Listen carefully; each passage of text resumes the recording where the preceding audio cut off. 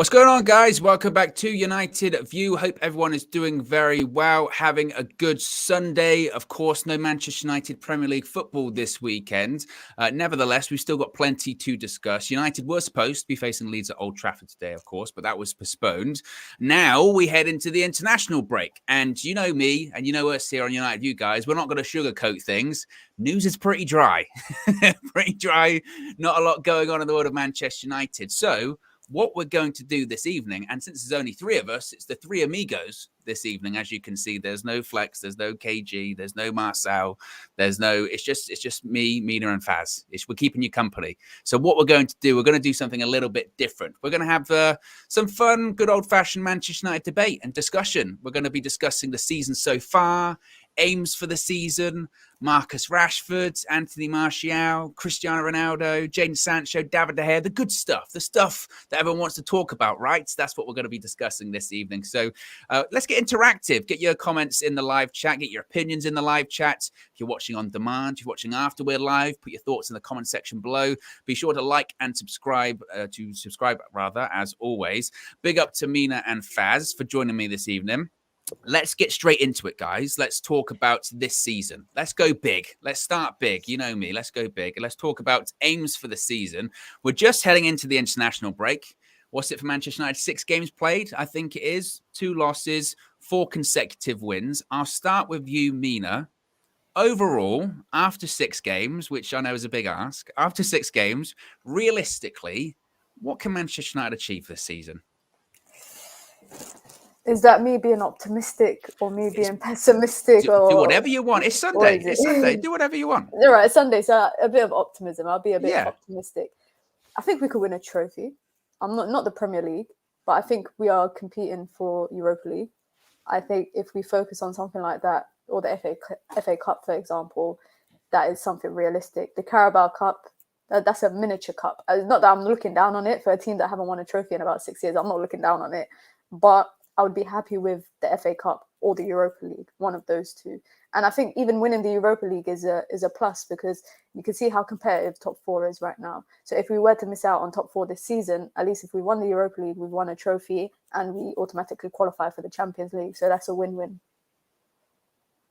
Faz, what do you think? What's your expectations for this season so far? I mean, I don't know about you, but for me, they've gone like up, down, immediately. And it's difficult not to be like super reactionary after every game. But what are your expectations after 6 games? What can we achieve?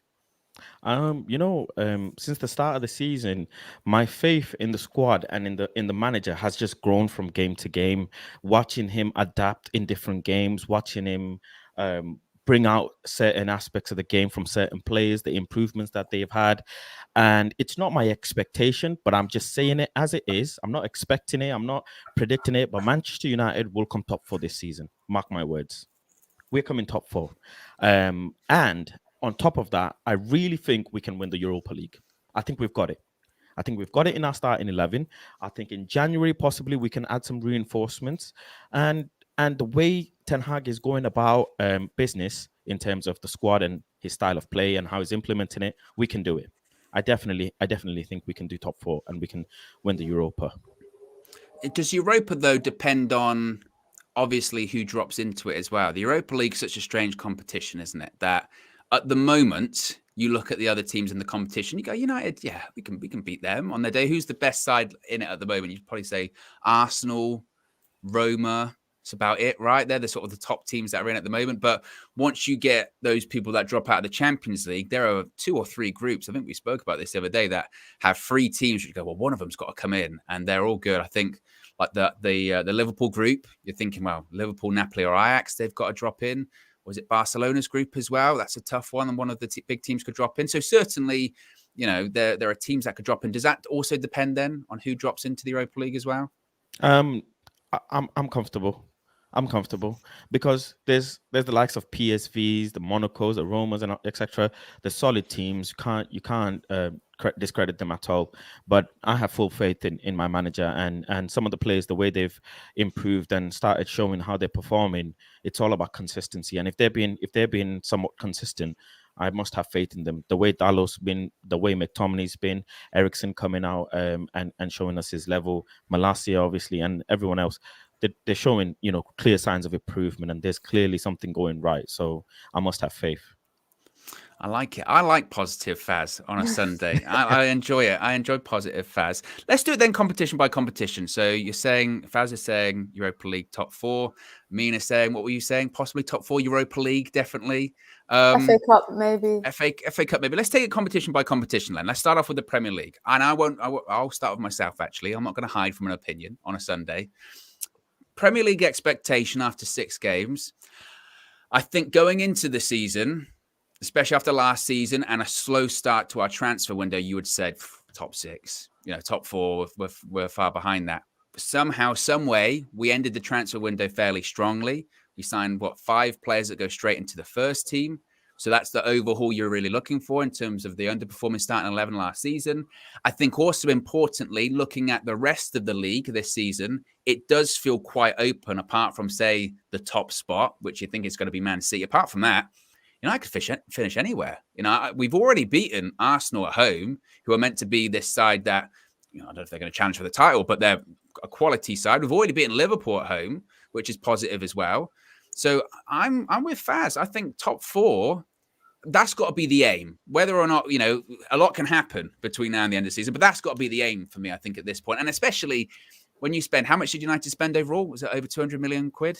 236. Yeah, 220, 236. Like that's, if you don't get in the top 4 of that, people ask questions. And I know Eric Ten Hag, I agree with Faz as well, that I have so much faith in him, like irrespective of how good or bad it goes this season, he's the guy.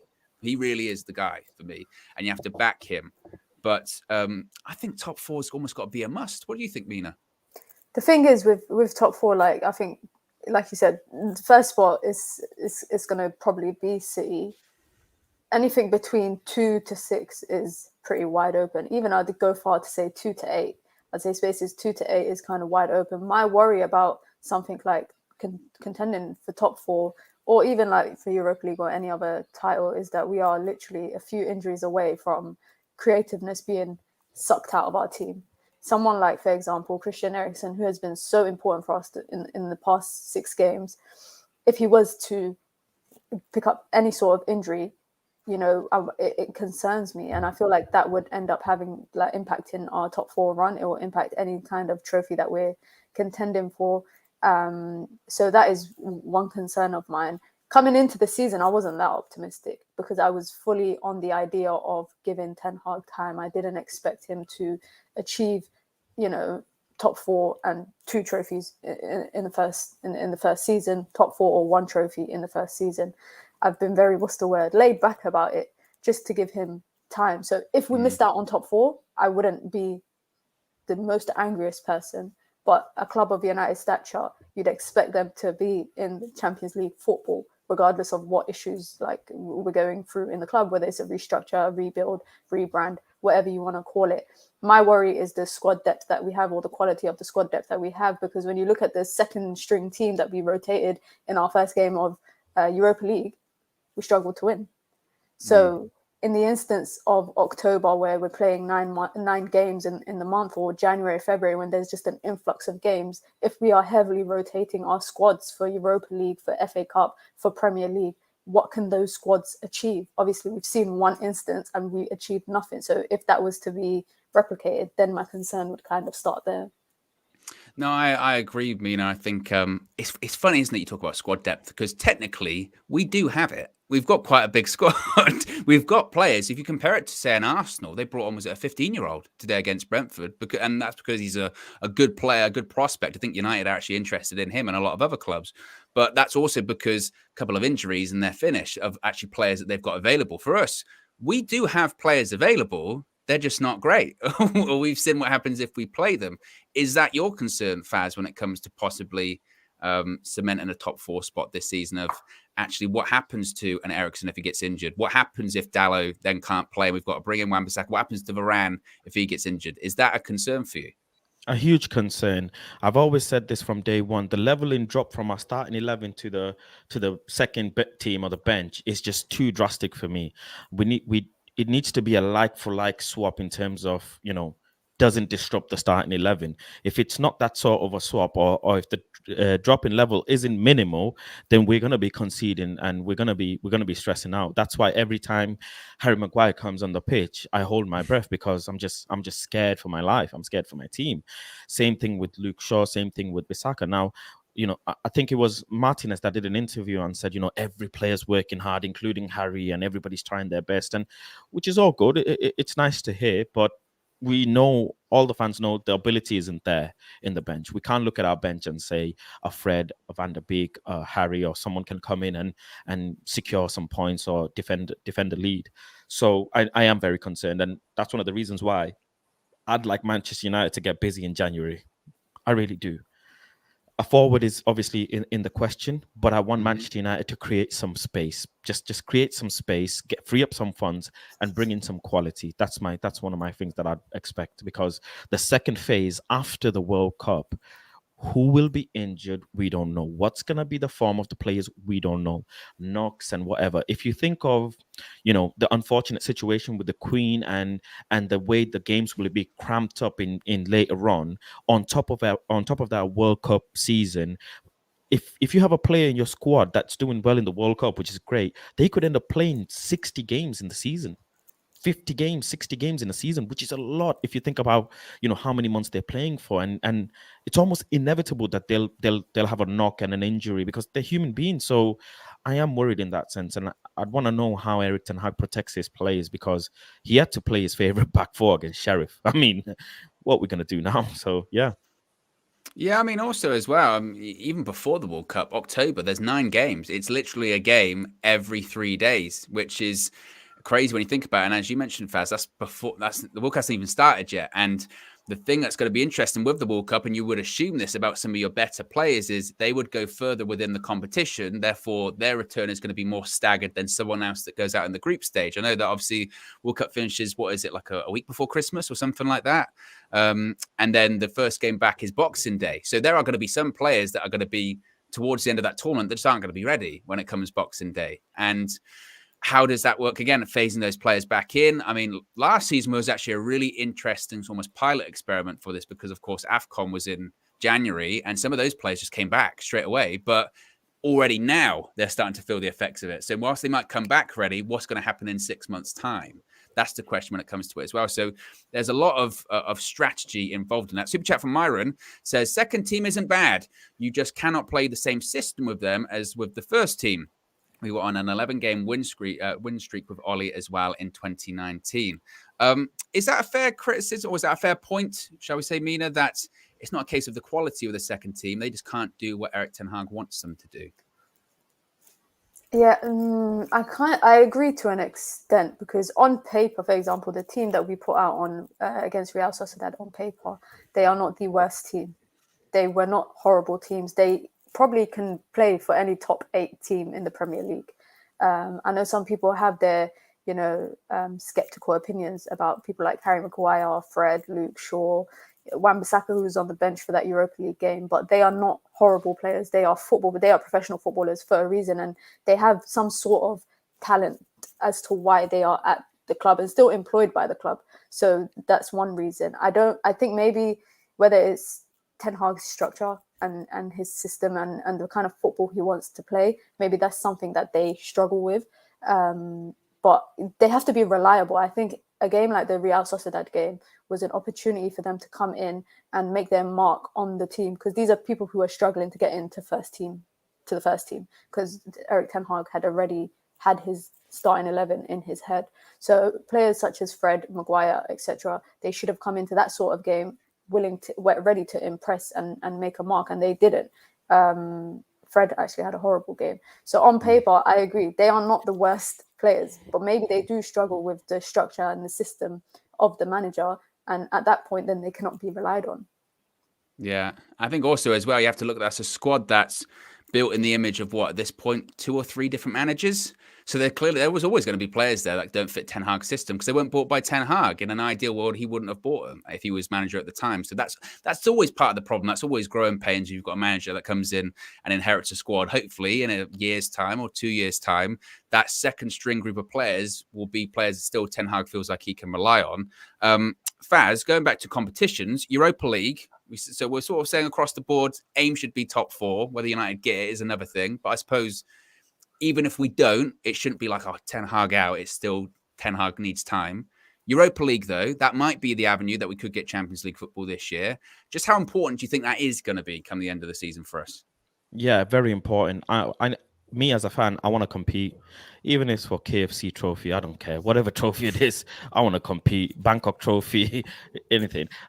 We can go back to the Bangkok trophy any day. It was a tremendous trophy. It's massive. It can fly almost. You see the size of it. Yeah, that's a huge trophy. So Europa. Look, Europa. It's a tough competition. People, I don't know why people look down on Europa. You saw what our B team, I keep saying B team, but what happened to them? You saw. It's inevitable. It just because the second team can't play Ten Hag football doesn't mean we should go back to Ole football. You're supposed to be at that level, be adaptable to the new manager system. And if you can't, then I'm sorry, you've got to, go out and go somewhere else. But Europa is very important. I think Man United can and should be doing top 4 and Europa at the same time. That's a very basic expectation. That's the most minimal expectation that we shouldn't even be expecting it, because it should just happen. That's just the nature of Man United. We keep saying we're a big club, and we have the players now. We've had a really solid transfer window. We could have a really solid transfer window in January. And don't forget, Mr. Golden Boy might come back. And if Mr. Golden Boy comes back, well, he's supposed to be taking us to the promised land, because we're all waiting for him till he's fit and healthy. I don't know if he's talking about Rashford or Martial. Who are you referring to? Well, there's only one Golden Boy. There's only one Golden Boy. Who? Name it. Name the person. If the fan base is onto me for that, so I need to be a bit civilian with it. But I still don't know who you're talking about. I think it's Martial. Martial. Oh, well, we were going to talk about Martial in a bit anyway, but let's bring it up now. This is the good thing about today's show. We can be quite fluid with it. I mean, look, Martial clearly already this season. It's by the time he comes back, maybe for that City game, it will be October. He'd have played 45 minutes. I agree with you, Faz. That's an issue. That is a problem. And I think we'd be quite naive if we sit here and say Martial, from now to the end of the season, is not going to be injured again. At some point, we know he's going to be injured. But, I mean, can we rely on him? I'll start with you, Mina, because I already know Faz's answer. Can we rely on Martial? You know his interview last week. It's made me a bit more sympathetic towards him. I don't think we will be able to rely on him, and I don't think since his outbreak season with Van Gaal, I don't think we've actually relied on him. He had a great season. I want to say it was the COVID season with him and Rashford and Mason Greenwood up front. He had a good season then too. But yeah, long story short, I don't think we can rely on him. But I'm not going to turn my back on him and drag him down at every opportunity that the fan base would get, simply because I feel like a fit Martial would definitely give us more than what we would lose when he's not playing. Can he turn it around, Faz? I mean, I know you've said a lot about Anthony Martial. Can he turn it around? If he does come back and he has a string of games where he's fit and plays as we have seen him play in pre-season and for 45 minutes against Liverpool, is that possible? Can Martial turn it around, in your opinion? I hope so. I want him to. That he's a Manchester United player. He's supposed to turn it around. He has to turn it around after that interview as well. A lot of pressure on him. This is his make or break season. And if he does come through and get, take us to Europa, take us to top 4, kudos to him. Well done to him. I'll be sat here being a Martial fanboy then. But we going off probability. In the last, if I'm not mistaken, please do correct me, but in the last 32 Manchester United games, he's missed 15 of them. So going off probability, I don't think he's going to be involved in many games this season. World Cup's coming. I don't know what the French manager is looking at his squad and thinking, can I rely on this kid? So is this Ten Hag's fault again that he's injured? I mean, I don't know, because clearly it was Jose's fault. He didn't get the World Cup medal. So come on, he never said that. He didn't say it was Jose's He doesn't fault. have to say it. He doesn't have to say it. You read in between the lines. You know how it is. He's not. He does have to say it. He does have to say it. He doesn't have to say it. But in an interview like that, there's no read between the lines. He's not making you read between the lines for any. He's saying he did say outright. that season he didn't get picked for the World Cup squad. But he didn't say it was because of Mourinho. You're right. He did say he didn't get picked, but he didn't say it was because of Mourinho. Sure. That's Okay, just my theory. you can't put words in his mouth. That's It's my like theory. he, Like he, everybody has their theory. For example, he never said Ole Gunnar Solskjaer injured him, but he did say that he played a lot of minutes because Ole needed him. Now, are you going to turn around and say Ole injured him? You're not going to say that. So don't say, Well, Ten Hag needs him. Ten Hag needs him. That's all I know. And if he gets injured and he plays a lot of minutes under Ten Hag, then I don't know. And I'm a fan. So I am going to read in between the lines because that's what everybody does. Could you argue though, Faz? The most literal sense. Could you argue though? Let's take into account that he didn't get picked for the World Cup squad last time. Again, there's a World Cup coming up at the end of the year. Basically, he really, after the international break, he has to be back. He has to be back, and he has to play the 6 weeks it is before the breakup to have any chance of getting into that international squad. Because if even he misses 1 or 2 more games, chances are he's probably not going to make that World Cup squad. Because to your point, they'll think, oh, injuries and he's not playing, and they've got options up front. France, they've got a great squad. So he not only needs to be back for that City game, but he also needs to be firing because he needs to get people's attention once again. And is that a good thing, though, for us? Because you're going to have a Martial come back that's hungry. You're also going to have a Martial come back that, yes, he's had the injury problems, but so did Raphael Varane. And what happened in pre-season? Put him on a program. Is there a chance that Erik ten Hag and the fitness department of Manchester United put him on a program and say, look, we need to build you up in the right way and we get the best out of him? Time will tell. We won Arsenal without him. Time will tell. We just wait and see. Will he be starting against City? I doubt it. But we beat Liverpool with him as well. Yeah, fair point. So we'll see. We'll see. Mina, what do you think? Yeah, listen. I don't see Martial going to the World Cup. If I'm being honest, whether he comes back in October and is consistent for us, but I do hope that he uses that as motivation. Not missing out on 2 World Cups at such a young age. Like, this is his prime years of international football. He shouldn't be missing out on big call-ups to Euros or the World Cup. So to miss out on 2 World Cups consecutively, if he does not get a call-up, hopefully that means that he knows that something is wrong. He's not impressing enough. Because when you look at France's forward line, they've got Benzema, they've got Giroud, Mbappe. Griezmann, Mbappe. You know what I mean? He could, like, I'm talking about outright number 9s, outright up top, Benzema, Giroud. He could be their third option. Yeah. But, I mean, it's one of those ones, isn't it? Like, even on his best day, he's not Karim Benzema. So even on his best day, yeah, for sure. He's going to struggle to get in that starting 11. But I think you're right. I mean, you say number 3, he could be the 2. He could be the number 2. He's as good as Olivier Giroud, you know? Yeah. So I don't see, like, I think this season, I hope that Ten Hag has plans to go forward without a consistent inclusion of Martial, because I don't expect him to be fully fit for 40, 50 games in the season. I don't expect him to be playing 40, 50 games for the season. Be sure to smash a like on the like button, guys. Be sure to subscribe, bottom right-hand corner. You can also join the UV Members Club. The link's in the video description. It's also the pinned comment in the live chat. As part of the UV Members Club, you get your badges. I think David Lee, before the show even started, put a comment. He's been a member for 4 months. Big up, David Lee.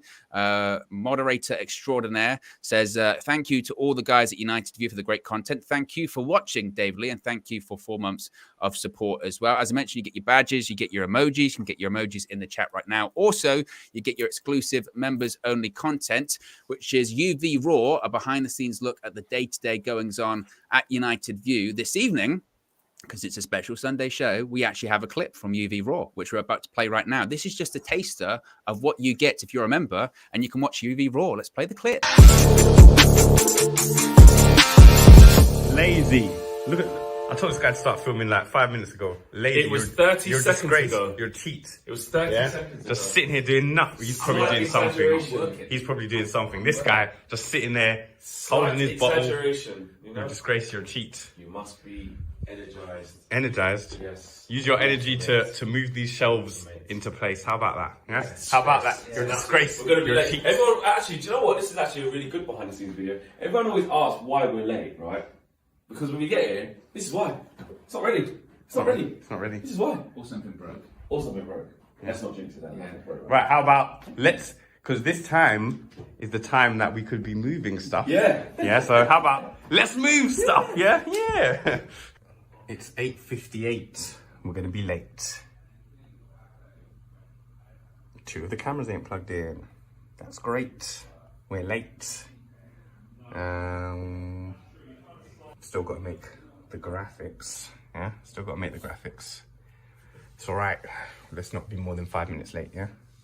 We started at 7 past. I'm going to call it a win because there was bare madness going on, yeah? So many graphics. I still got more to do, but I'll do them while we show, yeah? Well, we're all good and going.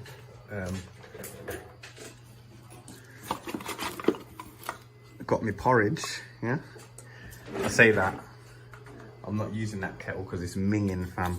It is minging, so I'm just gonna have to wait. I'm just gonna put some porridge in the chat. I didn't record any of that, Owen. Your head is blocked by a plank of wood. Pass it to me, I'll show you what you currently look like. Look at him. Hacksaw Jim Duggan. Do you understand that reference? Yes, I do. Ho! Health and safety, please. Don't break the set you're building. Exactly. I'm a disgrace. I'm a cheat. Hi ho. It's off to work I go. Look at him.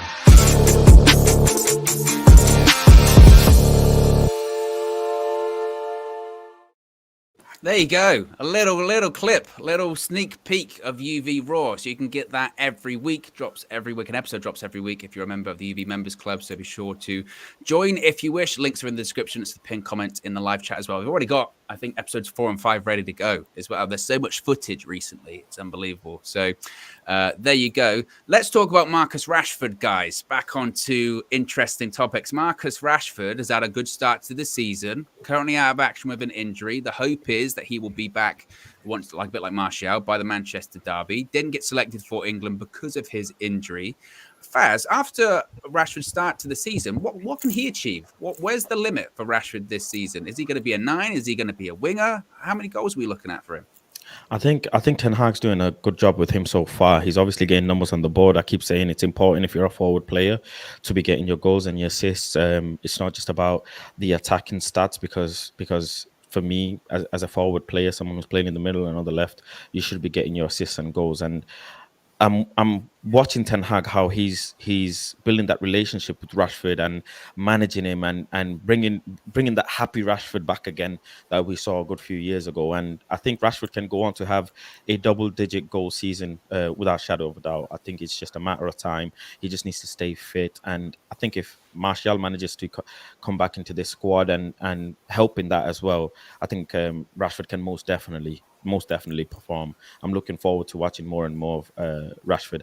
I've been very critical of him last season, extremely critical, because my heart was fully broken. And now he's come back and he's starting to slowly come out of his shell, started to be that Rashford that we want him to be, and he can only go from strength to strength. We know his ability, so it's only a matter of time, and I look forward to seeing him more.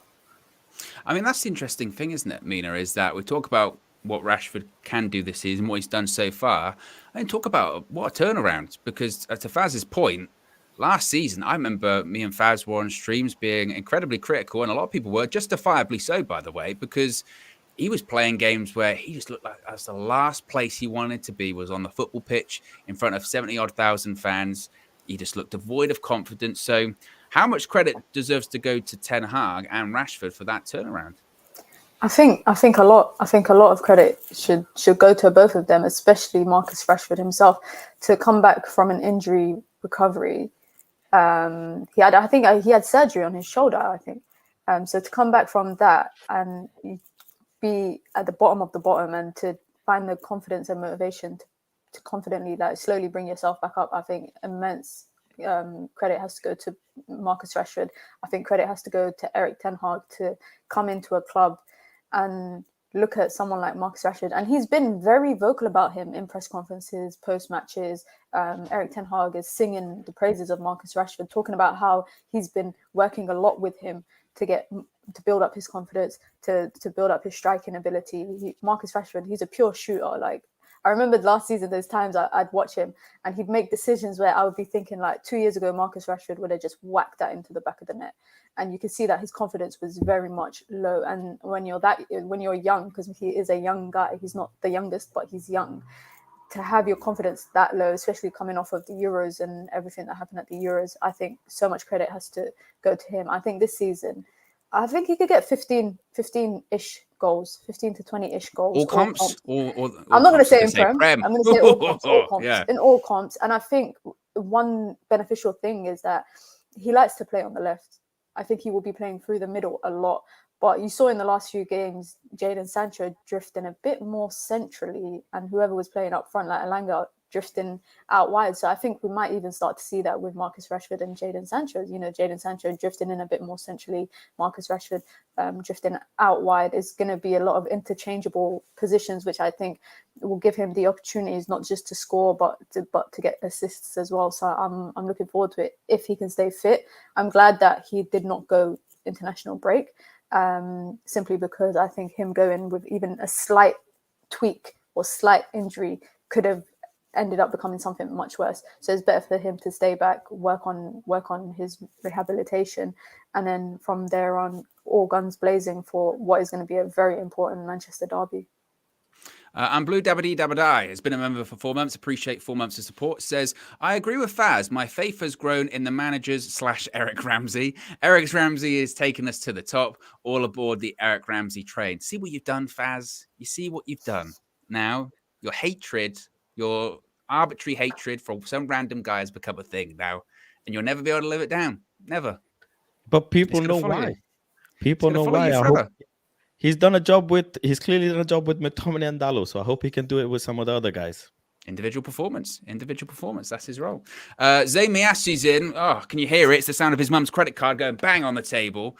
I was thinking this when I was watching the Arsenal game today. I thought, I know there's going to be... I always predicted you. You're predictable, man, because I thought there's going to be Arsenal fans giving it, we beat Brentford away. We did blah, blah, blah, Man United. The problem is, Zayn, and I'll read your super chat first, actually. He says, top of the league, stuff them, and they beat you 4-0, Bill. Never mind Anthony. The real deal is Vieira. The issue is, Zayn, and the issue is with the Arsenal fans, and you can say, Owen, you're rattled and all this kind of stuff, but it's such a dumb comparison saying we beat Brentford, you lost to Brentford. We beat you. We beat you at Old Trafford. Doesn't that trump that? When we went 1-on-1 with you and you were playing the shitty Man United, we won. We beat you 3-1. Live it down, Zayn. Appreciate the contribution, though, as always. He's one of the biggest funders here at United View, Zayn Miasi. So, Zayn, always, as Deezy says, in Zayn in the membrane. Tremendous. Love it. Awesome. Big up, Zayn. Can I quickly say something, though, Owen? Yes. If we beat Manchester City, because, you know, Owen, I've said it before, Flex knows, I don't really rate Haaland. I don't rate him. Faz, you were doing so well today. I thought, I even threw out the Eric Ramsey bait. You didn't bite on it. And I thought, you know what? Faz is calm for a Sunday. Go on, though. Go on. I listen, I don't rate Haaland. If we beat Man City, don't let me on any shows, because I'm gonna say a lot of reckless stuff. Don't let me on any shows, because that is the game. That is the game. If we stop Man City, don't let me on any shows. That's all I'm saying. How can you say you don't rate Erling Haaland, where if he continues up this goal scoring streak, he's going to score like over 100 goals this season or something like that? It's crazy. He just doesn't. He's not my cup of tea. That's all it is, really. He's not my cup of tea. A goal scorer. But like, do you not think he's good if you don't rate him? Because if you don't rate someone, that means you don't think they're good. He's doing his thing. He's doing his thing. But he's not my cup of tea. I'm not gonna. Would you take? So you wouldn't take him at United? How can your cup of tea not be a goal scorer? How can your cup of tea not be a goal scorer? Goals win your games. I'm still waiting for my Neymar debut at Old Trafford. So until then, I don't. You'd rather have Neymar, but if we beat Man City, would you rather have Neymar or Erling Haaland right now in Manchester United? Yeah. Yes. Yes. It's just me. That's just me. I own what I am. But if we beat Man City, listen. If we beat Man City, I'm telling you, I'm gonna join Cage's reckless squad. Is that realistic though, Mina? We can beat Man City? Why can't we beat Man City at the Etihad? Of course, we're not the favourites, but look, we've beat Liverpool and Arsenal this season by doing what? Playing on the counter attack. That's how you beat City. Ole Gunnar Solskjaer had a great record against Man City for doing just that. Is it not? Should we not be going into that Etihad game with a little bit of confidence? Going, you know what? We can get a result at the Etihad. Why can't we get a result? I definitely think we should go into the game confident, not overly confident, but I definitely think we should go into it confident, knowing that, you know, any punch that we get hit with, we can, you know, react with a counter attack. That is very possible. When you look at the teams that we've had when we've beaten City in the last couple of years, because we ain't beaten them that often, but when we did, especially when we had Oli, this team that we have now is probably better. It's probably a better team. We've got a better coach. We have actual, I would say, tactics, you know, an actual system that's being implemented. So I would not be doing my team justice if I went into it thinking that we could not win. I would not be doing my team any justice.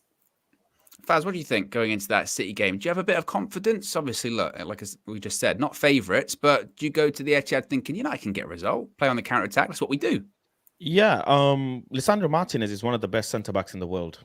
I said it in one of the player ratings. Flex tried to take the mic, thinking, but look, he's proven it. No, he's proven it. And when he stops this so-called machine, who has more goals than Man United this season, by the way, he does. He's crazy. Haaland is crazy. I thought you did rate him. I know, but 2 seconds ago. Right? But when Lisandro Martinez stops him, yeah, when the butcher really stops him, all the comment section better apologize to me. I'm telling you, because we're going and we're punching Man City in the chest. That's what we're doing. I'm telling you. Ten Hag ball in full effect. I believe in my manager. Faz is, I mean, me too, Faz. But I mean, it's not only the hot takes; it's the jinx. You know, I believe in the jinx a lot. And yeah, I know. These jinx they're tough. No, but I said this against the Arsenal game. I said we punching Arsenal in the chest, and that's what that's what happened. And hopefully, praying that Martial can come back and give us some minutes. We seriously punching Man City in the chest. And guess what? They've actually been leaking goals since last season in the same amount of games. They've actually been conceding quite a bit. Look at the Newcastle game, for example. Look at the Villa game, for example. So they do have weaknesses that we can pick up on, and we can actually tactically go and win that game. We just need to make sure that we control some of their other midfield players. I think that's where the game will be won and lost, is that how physical we can be with some of their midfield players and the fullbacks, because who else will whip that ball like Cancelo does? Like, we need to be controlling Cancelo. We need to be controlling Rodri's and the De Bruyne's and etc. So if we can do that, I think long as we can do that, Haaland stays quiet and Lisandro Martinez does his thing, and I get my flowers at the end. Well, obviously, look, I mean, it's going to be a fascinating game. I think it's going to be really fascinating sort of indication of what Erik ten Hag does, how he sets up. We've seen already he's not too proud to change tactics if it means winning the game. So I think he will do that against Pep. That's going to be really interesting to see.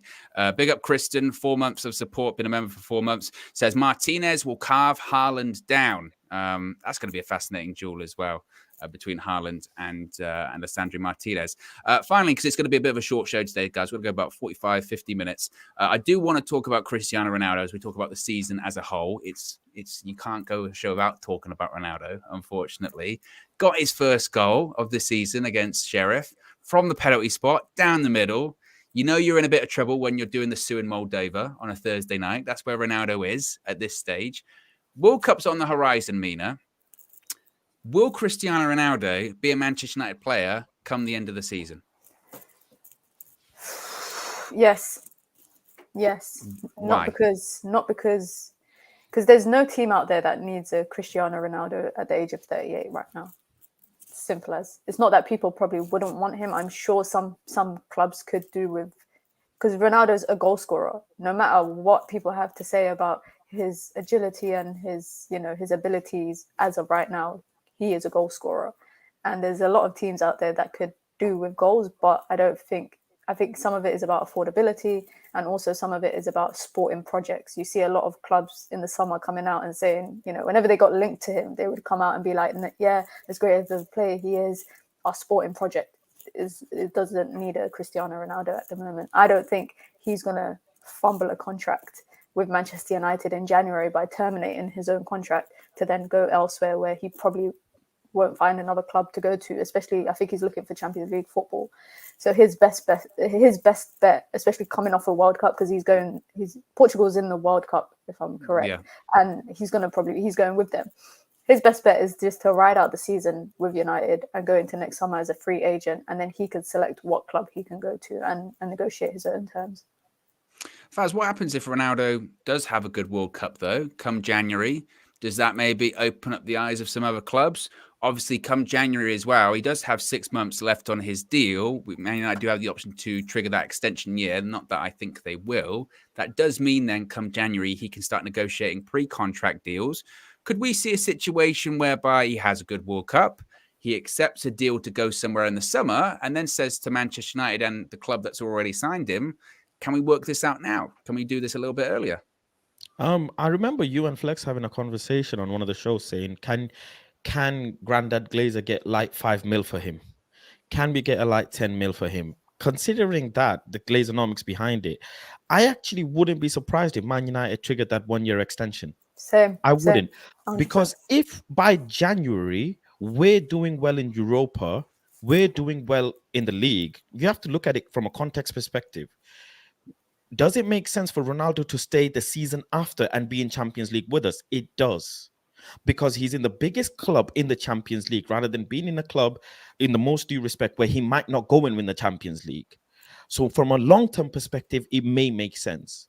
But in January, if he has a good World Cup, and if a team does, speak to him, agree his wages, because that's another thing you have to consider is which other club is willing to give him that sort of wages. Is he willing to come down and sacrifice almost half, if not 60% of his wages? Is he going to do that? I don't know. So considering that as well, if he goes on a free and another team is willing to pay for that sort of wages, maybe he does.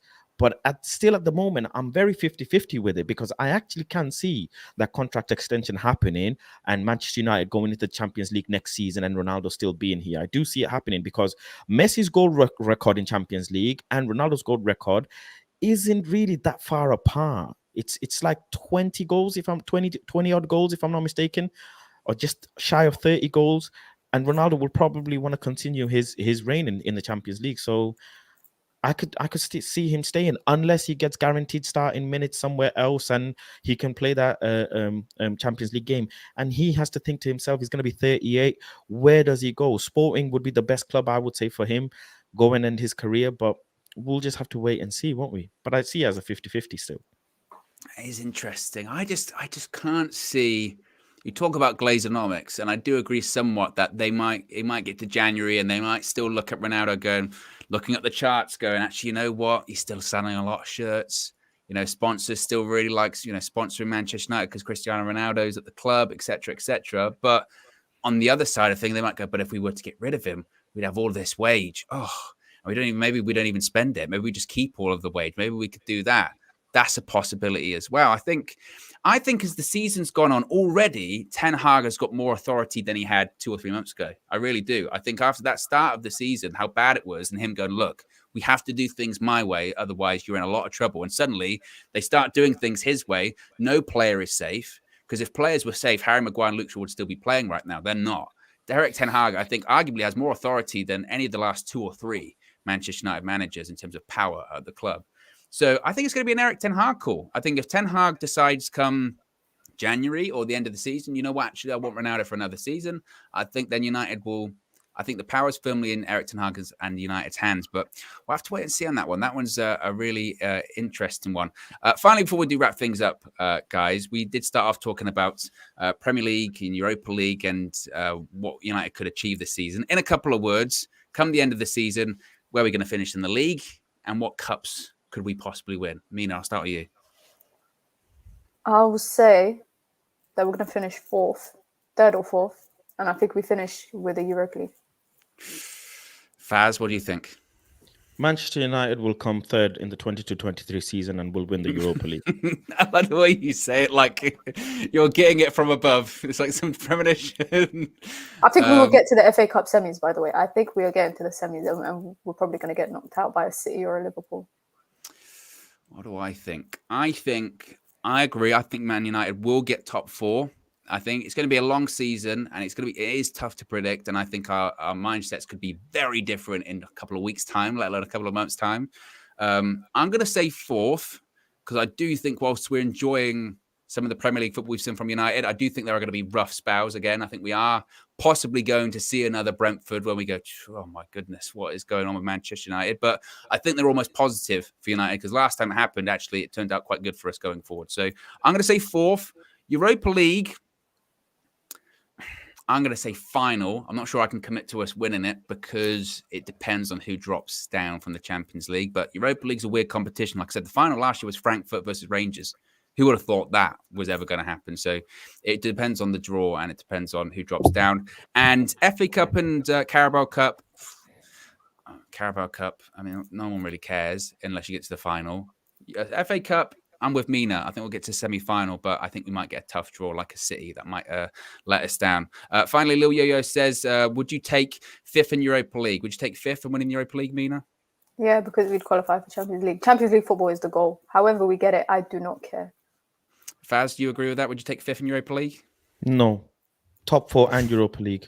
Yeah, but this is the scenario. This is the scenario. If we said, I'm offering you this today, guaranteed 5th in Europa League, would you take it?